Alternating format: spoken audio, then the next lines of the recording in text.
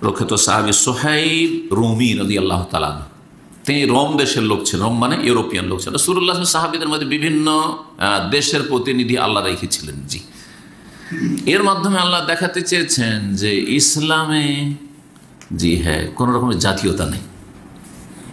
ইসলাম আর জাতীয়তা পরস্পর বিরোধী জিনিস, দুটো জমা হইতে পারে না। আপনি মুসলিমও, আপনি ইসলামও করছেন, আপনি দিনের দাওয়াতও করছেন, হ্যাঁ মাদ্রাসা পড়েছেন, আপনি আলেম আছেন, মদিনাও পড়েছেন, আর আপনার জাতীয়তা যাই না।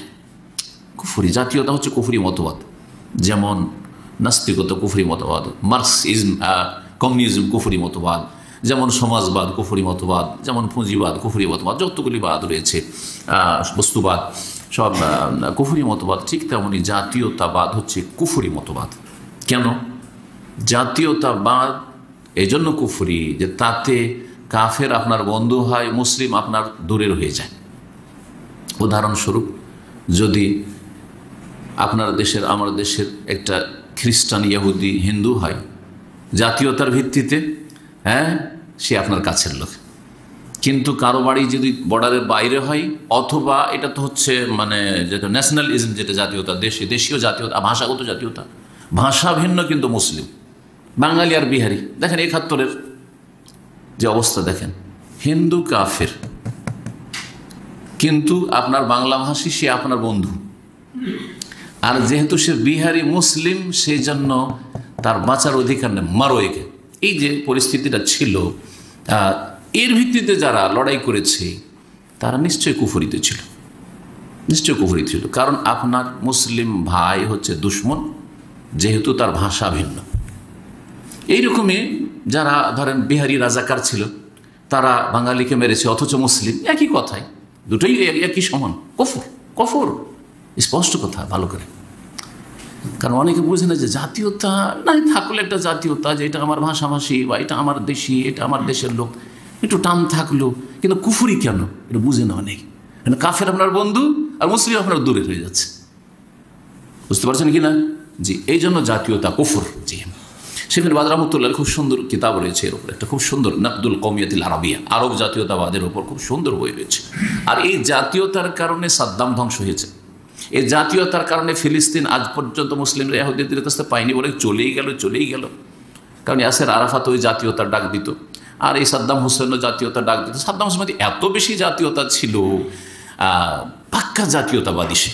জি,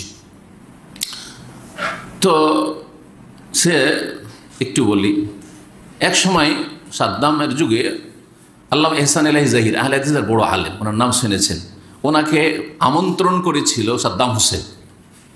একবারে পার্লামেন্টে তার লেকচার রেখেছিল, আরবিতে লেকচার দিলেন যখন এহসান এলাহি জাহির। কি জন্য ডাকা হয়েছিল? কারণ শিয়াদের বিরুদ্ধে 5টি কিতাব লিখেছিলেন, শিয়াদের সম্পর্কে, শিয়াদের গুমরাহি সম্পর্কে এবং কুফরি সম্পর্কে, আর শিরকি আকীদা সম্পর্কে, আর এরা যে সাহাবায়ে কেরামদের দুশমনী সম্পর্কে। জি, 5টি কিতাব লিখেছেন। জি, সেই কিতাবগুলি উর্দুতেও আছে, আরবিতেও আছে, কিতাবগুলি আমি পড়েছি। তো ওই কিতাব লিখাতে তাকে স্পেশাল আমন্ত্রণ করলো কে? সাদ্দাম হোসেন। সাদ্দাম হোসেনের পার্লামেন্টে এসে সংসদে বক্তব্য রাখলেন এহসান এলাহি জাহির।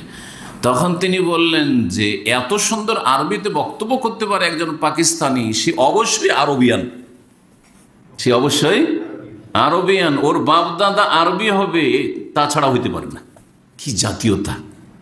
বুঝতে পারলেন না কথাটা? মনে হয় এই জন্য অবাক হইলেন না যে অনারব হইলে এত যোগ্য হইতেই পারে না, এটা হলো কথা।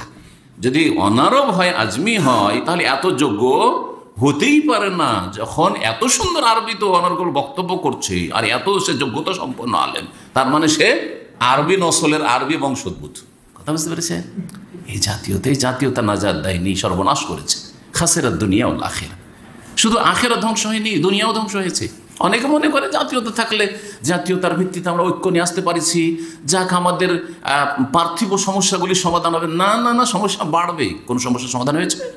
কারণ আল্লাহর ক্রোধ রয়েছে, গজব রয়েছে কুফর আর শিরকের উপর। জি, সুতরাং আখিরাতও ধ্বংস, দুনিয়াও ধ্বংস। অনেকে ভাবে না ভাই ইসলামের নামে ডাক দিলে আসবে না, সুতরাং আমরা যদি আরব জাতীয়তার নামে ডাকি, অথবা বাঙালি জাতীয়তার নামে ডাকি, উর্দু জাতীয়তার নামে ডাকি, তাহলে আসবে। না, ধ্বংস, দুনিয়াও ধ্বংস, আখিরাত ধ্বংস, কোনো দিন হবে না। ওই পথে আসতে হয় মুসলিমদেরকে, যেই পথে ছেড়ে গেছেন রাসূলুল্লাহ সাল্লাল্লাহু আলাইহি ওয়াসাল্লাম, সাহাবায়ে কেরামদেরকে। সেটা হচ্ছে ইসলাম। ইসলাম দিয়ে আল্লাহ আমাদেরকে সম্মানিত করেছেন, সে ইসলামেই সম্মান পাবেন, ইসলাম ছাড়া অন্য কোনো কিছুতে সম্মান নেই। এই কথাই তো ওমর রাদিয়াল্লাহু তাআলা বলেছেন যে নাহনু কওমুন আযযানা আল্লাহু বিল ইসলাম, আমরা এমন জাতি যাদেরকে ইসলাম দিয়ে আল্লাহ ইজ্জত দিয়েছেন, সম্মান দিয়েছেন।